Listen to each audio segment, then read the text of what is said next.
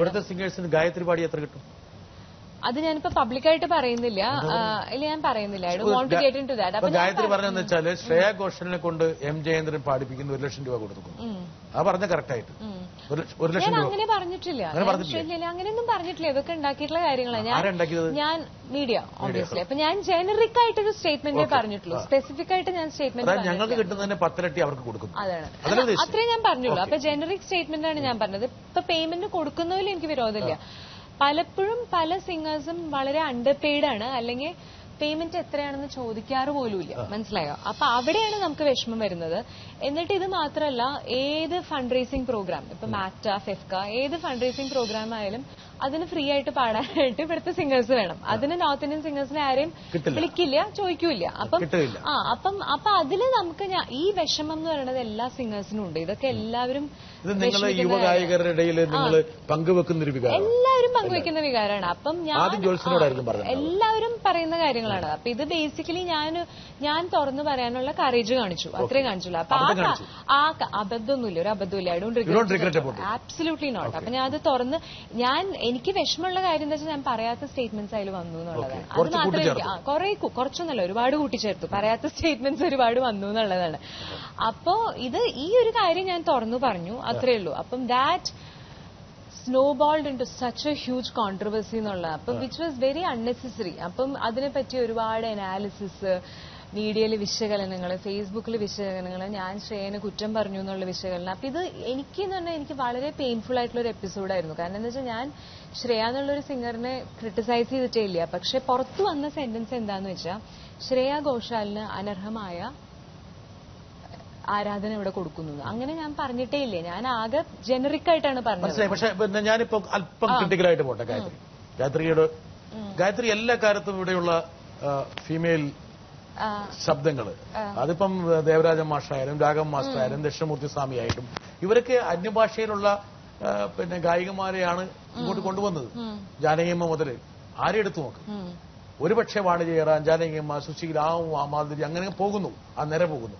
അപ്പോഴൊന്നും ഇവിടെ ആരും പ്രകടിപ്പിക്കാത്ത ഈർഷ്യ ഇല്ല. ഞാൻ പറയുന്നത് പാട്ട് കൊടുക്കുന്നതിനല്ല ഞാൻ ഈർഷ്യ കൊടുത്തത്, ഡിഫറൻസ് ഓഫ് ട്രീറ്റ്മെന്റിനാണ് ഞാൻ ഈർഷ്യ. പാട്ട് ഇനിയും പാടിപ്പിച്ചോട്ടെ, ഒരു കുഴപ്പമില്ല, ആരും പാടിപ്പിച്ചു. ഞാൻ ഈ ഡിഫറൻസ് ഓഫ് ട്രീറ്റ്മെന്റിനാണ് ഞാൻ പ്രശ്നം പറഞ്ഞത്. അതായത് taken four granted, local singers are taken four granted and used. അതായത് നിങ്ങൾക്കൊരു ഷാബി ട്രീറ്റ്മെന്റ്, മറ്റുള്ളവർക്ക് ഒരു വെൽവെറ്റ് ആയിട്ട്. അതാണ്, അത് മാത്രമേ എനിക്ക് വിഷമമുള്ളൂ. കാരണം എന്താ വെച്ചാൽ എന്ത് ആവശ്യങ്ങൾക്കും ഏത് മ്യൂസിക് ഡയറക്ടർ മരിച്ചു പോയി കഴിഞ്ഞാൽ ഫണ്ട് റേസിംഗിനും എല്ലാറ്റിനും ലോക്കൽ സിംഗേഴ്സിന് വേണം. മനസ്സിലായോ? അപ്പൊ അതിന് മാത്രമേ എനിക്ക് വിഷമമുള്ളൂ. അതായത് ഈ യൂസ് ആൻഡ് ത്രോ മെന്റാലിറ്റി എന്ന് പറയില്ലേ, അതായത് ഒരു പാട്ട് വരുമ്പോ വലിയ സിനിമയാണ്, ബഡ്ജറ്റ് പടമാണ്, പേയ്മെന്റ് വേണോ, ഫ്രീ ആയി പാടിക്കൂടെ എന്ന് ചോദിക്കുന്ന ഒരു മെന്റാലിറ്റി. അതായത് ടേക്കൺ ഫോർ ഗ്രാന്റഡ് ആവരുത്.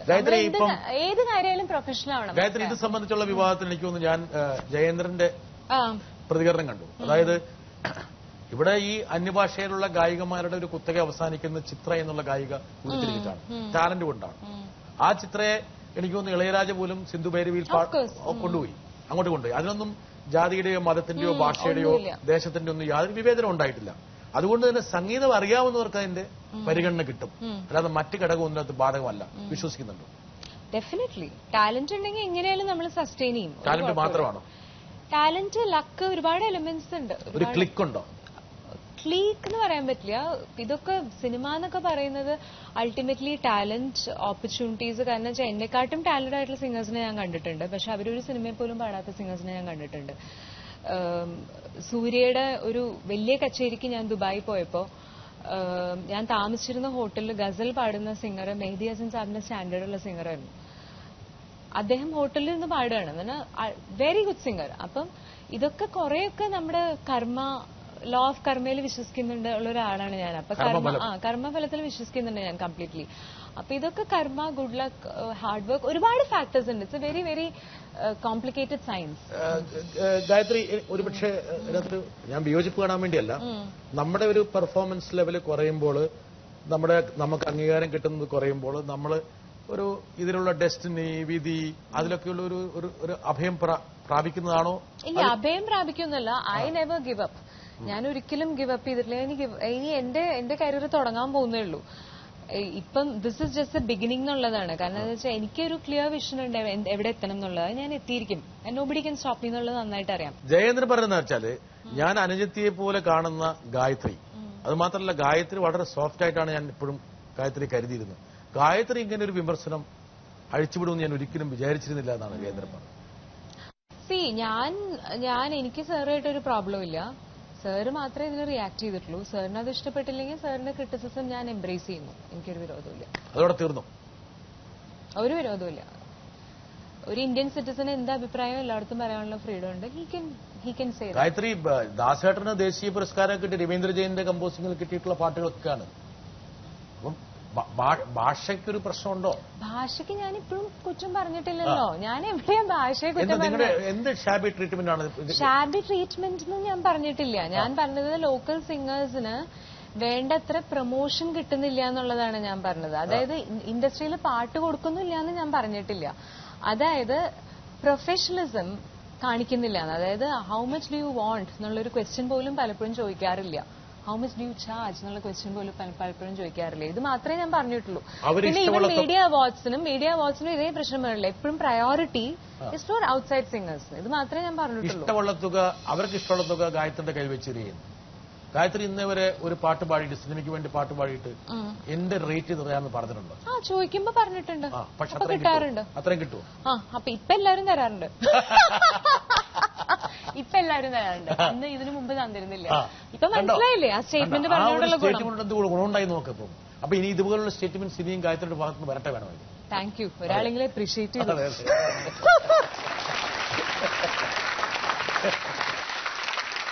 ഗായത്രി ഭക്ഷിക്കുന്നത് ഏറ്റവും കൂടുതൽ ആത്മീയതയാണ്. ശ്രീ രവിശങ്കർ ആത്മീയത സായിബാബയിലാണ് ആരംഭിച്ചത്.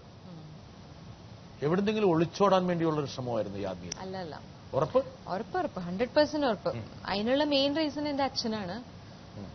അച്ഛന് ചെറുപ്പം തൊട്ടേ ഒരു സ്പിരിച്വൽ ലീനിങ് ഉണ്ട്. അപ്പൊ ഞങ്ങള് ജനിച്ച് വളർന്ന് ഞാൻ 2 വയസ്സാകുമ്പോ തൊട്ട് ആദ്യം വർത്താനം പറയുന്നതിനുണ്ട് ഗായത്രി മന്ത്രം ആണ് ആദ്യം ജപിച്ചു തുടങ്ങിയത്. അച്ഛൻ എന്നെ ഉറക്കുന്നത് ആനി ബെസന്റിന്റെ പ്രെയർ പാടിയിട്ടാണ്. അതായത് O hidden life vibrant in every atom. അന്ന് എനിക്കിതൊന്നും അറിയില്ല. ഞാൻ എന്നിട്ട് തത്തമ്മ പൂച്ച പോലെ പറഞ്ഞ് കുറെ പൊട്ടൻ ഇംഗ്ലീഷിൽ ഈ പ്രേയേഴ്സ് ഒക്കെ കൂടെ പാടും. പിന്നെ ഗായത്രി ചാന്റ് ചെയ്യും. അപ്പൊ ചെറുപ്പം തൊട്ടേ അങ്ങനെ ഒരു സംസ്കാരത്തിലാണ് വളർന്നിരിക്കുന്നത്. അച്ഛൻ വായിക്കാത്ത ബുക്സ് ഒന്നുമില്ല. അച്ഛൻ ചെറുപ്പം തൊട്ട് വീട്ടിൽ യോഗ വസിഷ്ഠ, പതാഞ്ജലി യോഗ സൂത്രാസ്, ജയകൃഷ്ണമൂർത്തി എല്ലാം അച്ഛന്റെ കയ്യിലുണ്ട്. അപ്പൊ അതുകൊണ്ട് ചെറുപ്പം തൊട്ടേ അങ്ങനെ ഒരു അറ്റ്മോസ്ഫിയറിൽ വളർന്നുകൊണ്ടായിരിക്കാം ഇതിനോടൊരു ഫാസിനേഷൻ എനിക്ക് തോന്നിയത്. പിന്നെ അതൊരു സെർച്ച് ഇങ്ങനെ ഡീപ്പായി പോയി അവസാനം I am still searching but I am very happy that I M in the path. ഒരു ചോദ്യം. ഹായ് ഗായത്രി, സുഖമാണോ? ഒരുപാട് നാളായല്ലോ കണ്ടിട്ട്. ഈ നമ്മൾ തമ്മിലുള്ള പരിചയം, നമ്മൾ തമ്മിലുള്ള അടുപ്പം, സൗഹൃദം ഒക്കെ ആർട്ട് ഓഫ് ലിവിംഗിലൂടെയാണ്. ഗുരുജിയുമായി ബന്ധപ്പെട്ട് ഇങ്ങനെ കിടക്കുകയാണ്. അപ്പൊ ഗുരുജിയുമായി ആത്മീയ തലത്തിൽ വളരെയധികം അടുത്ത ബന്ധമുണ്ട് എന്ന് എനിക്കറിയാം. ഇപ്പൊ ഇന്ത്യക്കകത്തും പുറത്തും മറ്റ് വിദേശ രാജ്യങ്ങളിലൊക്കെ നിരവധി സത്സംഗുകളിൽ ഗുരുജിയോടൊപ്പം പങ്കെടുക്കുന്നതൊക്കെ കാണാനായിട്ട് എനിക്കിട വന്നിട്ടുണ്ട്. പക്ഷേ എന്റെ ചോദ്യം അതല്ല. ഞങ്ങൾക്കൊക്കെ വളരെയധികം അസൂയുണ്ടാക്കുന്ന ഒരു കാര്യമാണ്. ഗുരുജി വളരെ ഭൗതികമായ തലത്തിലും ഒരു സ്വന്തം മകളോട് എന്ന പോലെ അങ്ങേറ്റത്തെ സ്നേഹത്തോടുകൂടിയും വാത്സല്യത്തോടുകൂടിയും അങ്ങേറ്റത്തെ ഒരു കെയറിങ് കരുതലോടുകൂടിയും ഒക്കെ ഗായത്രിയെ കാണുന്നത് മറ്റുള്ളവർക്കൊക്കെ വളരെയധികം അസൂയ തോന്നുന്ന രീതിയിൽ ഇത്രമാത്രം വലിയ ഒരു അടുത്ത ബന്ധം ഗുരുജി ശ്രീ രവിശങ്കർജിയുമായിട്ട് ഉണ്ടായതെന്നാണ്. അതിന്റെ രഹസ്യം ഒന്ന് പറഞ്ഞുതരാമോ? ഗായത്രി എങ്ങനെയാണ് ശ്രീ രവിശങ്കരന്റെ മനം കവർന്നത്? അതാണ് ചോദ്യം. Raji sir is so humble. I am very happy he's taken his time out. ഇങ്ങനെ സമയം ചെലവഴിച്ചതിന് വേണ്ടി ചോദിച്ചാൽ he's such a beautiful devotee. Very happy. എങ്ങനെ മനം കവർന്നത് അല്ലെ ചോദ്യം? അത് മാത്രമല്ല മറ്റു ഡിവോട്ടീസിനൊക്കെ വലിയ അസൂയാണ്. ആ അസൂയ ഞാൻ കുറെ നേരിടേണ്ടി വന്നിട്ടുണ്ട്. അതെ, കാരണം അത് സത്യമാണ്. മില്യൻസ് ഒന്ന് കാണാൻ, ഒന്ന് എന്താ പറയാ, മുടി ഒന്ന് തൊടാനൊക്കെ കൊതിക്കുന്ന ഒരുപാട് മില്യൻസ് ഉണ്ട്. അതിനിടയിൽ എന്നെ വിളിച്ച് പേഴ്സണലി ചീത്ത പറയും. എല്ലാം ഇന്റർഫിയർ ചെയ്യും ഒരുപാട് എന്റെ ജീവിതത്തിൽ. പേഴ്സണൽ രീതിയിൽ എന്നെ ഇന്റർഫിയർ ചെയ്യും. എന്ത് ചെയ്യണ്ടെന്നുള്ളത് ചെയ്യണ്ടെന്ന് തന്നെ പറയും. അപ്പൊ അത് ഞാൻ അതേമാതിരി കേൾക്കും. അത് എന്താ ചെയ്യാ, എന്നെ ഒരു കുട്ടിയായപ്പോ തൊട്ട് കണ്ടു തുടങ്ങിയതാണ്. 18ാം വയസ്സിലാണ് ഞാൻ മെഡിറ്റേറ്റ് ചെയ്ത് തുടങ്ങുന്നത്. അന്ന് ആർട്ട് ഓഫ് ലിവിംഗ് ഇത്ര വലിയ പ്രസ്ഥാനമൊന്നും അല്ല. അന്ന് 100 പേരേ ഉള്ളൂ ആശ്രമത്തില്. ഗുരുജിയുടെ കുട്ടീർ എന്ന് പറഞ്ഞു കഴിഞ്ഞാൽ ഇപ്പൊ 5 ബാരിയർ കഴിഞ്ഞാലേ ഗുരുജിയുടെ കുട്ടീറിലേക്ക് തന്നെ കയറാൻ പറ്റുള്ളൂ, ബോഡി ഗാർഡ്സും സെക്യൂരിറ്റി ഒക്കെ ആയിട്ട്. അന്ന് ഗുരുജിയുടെ കുട്ടീറിൽ എപ്പോ വേണമെങ്കിൽ നമുക്ക് കയറിച്ചല്ല. ഞാൻ അദ്ദേഹത്തിന് വളരെ സുദീർഘമായിട്ട് അറിയാം, ഞാൻ കണ്ടിട്ടുണ്ട്. വെരി ഗുഡ് ഇന്റർവ്യൂ, ഇന്റർവ്യൂ ആയിരുന്നു, നല്ല ഇന്റർവ്യൂ ആയിരുന്നു. പക്ഷെ അത് ഞാൻ കുറെ ക്രിട്ടിക്കൽ ആയിട്ടുള്ള ചോദ്യങ്ങൾ ചോദിച്ചു. അതെ, എനിക്കറിയാം. അല്ല, ക്രിട്ടിക്കൽ ചോദ്യങ്ങൾ ക്രിട്ടിക്കൽ ആയാൽ മാത്രമേ മൂപ്പറെ പേഴ്സണാലിറ്റി നമുക്ക് റിവീൽ ചെയ്യാൻ അനാവരണം ചെയ്യാൻ പറ്റും. ആ അർത്ഥത്തിലാണ്. അപ്പം സായിബാബയിലാണ് ഒരുപാട് കാലം എന്ന് പറയാൻ പറ്റില്ല. ഞാൻ ചെറുപ്പത്തില് സായി ഭക്ത എന്ന് പറഞ്ഞാൽ അന്ന് വളരെ കൊച്ചുകുട്ടിയായിരുന്നു. അപ്പൊ നമ്മള് ഭജൻസിനൊക്കെ പോകും. പക്ഷെ അന്ന് ഈ നോളജ് മനസ്സിലാക്കാനുള്ള പ്രായമില്ല. ഇപ്പോഴും ഞാൻ സായി ഡിവോട്ടി തന്നെയാണ്. പക്ഷെ ഒരു പാത്ത് എന്ന് പറയുന്ന ഒരു സാധനം ഉണ്ടല്ലോ, ഒരു ഡെഫിനിറ്റ് പാത്ത് ഞാൻ ഡിസ്കവർ ചെയ്യുന്നത് ആർട്ട് ഓഫ് ലിവിംഗിലൂടെയാണ്. അത് 18ാം വയസ്സിൽ ഞാൻ ബേസിക് കോഴ്സ്. ഗായത്രി ഈ ആത്മീയതയിൽ ഇങ്ങനെ അഭിനമിക്കാറുണ്ട്. ഏറ്റവും കൂടുതൽ സന്തോഷം കിട്ടുന്നത് ഈ ആത്മീയയിൽ അഭിനമിക്കുമ്പോഴാണ്. ഡെഫിനറ്റ്ലി പ്രയോറിറ്റി എപ്പോഴും സ്പിരിച്വാലിറ്റിക്കാണ്. മറിച്ച് സുഹൃത്തുക്കളുടെ കൂടെ ഒന്ന് ചില്ലൗട്ട് ചെയ്യുമ്പോൾ കിട്ടുന്നതിനേക്കാൾ കൂടുതൽ സന്തോഷം പിന്നെ കൂടുതൽ കിട്ടുന്നതിൽ ഒരു സന്തോഷം ഡെഫിനറ്റ്ലി. അത് മത്ത് പിടിപ്പിക്കുന്നുണ്ട്. അതിന്ന് കിട്ടുന്ന ഒരു അത് വളരെ എക്സ്പീരിയൻഷ്യൽ ആണ്. അത് നമുക്ക് എക്സ്പ്ലെയിൻ ചെയ്യാൻ പറ്റില്ല. അത് വേറൊരു ഡയമെൻഷനാണ് അത്. അപ്പൊ അത് അൾട്ടിമേറ്റ്ലി നമ്മുടെ എല്ലാവരുടെയും ഞാൻ ഫേം ആയിട്ട് ബിലീവ് ചെയ്യുന്നതെന്ന് വെച്ചാൽ നമ്മുടെ എല്ലാവരുടെയും അൾട്ടിമേറ്റ് എയിം എന്ന് പറയുന്നത് ടു ലെറ്റ് ഗോ എന്നുള്ളതാണ്. To let go and find yourself. അപ്പൊ അത് എന്നാൽ ഫുൾ ഡിസ്പാഷനേറ്റ് ആയിട്ട് ജീവിക്കാനും പറ്റില്ല. നമ്മൾ നമ്മുടെ വേൾഡ്ലി കർമ്മങ്ങൾ ചെയ്യുമ്പോൾ പാഷനേറ്റ് ആയിട്ട് തന്നെ ചെയ്യണം. പക്ഷെ end of the day you should be dispassionate. ഈ ആത്മീയത ഒരുപക്ഷെ നമ്മുടെ കഴിവിനെ കൂടി പരിപോഷിപ്പിക്കുന്ന. ഇപ്പം ഒരു ഭജൻ പാടിക്കൊണ്ട് വേണമെങ്കിൽ ഗായത്രിയുടെ ഈ ആത്മീയ വഴിത്താരയോട് ഒന്ന് നീതി പുലർത്താവുന്നതാണ്.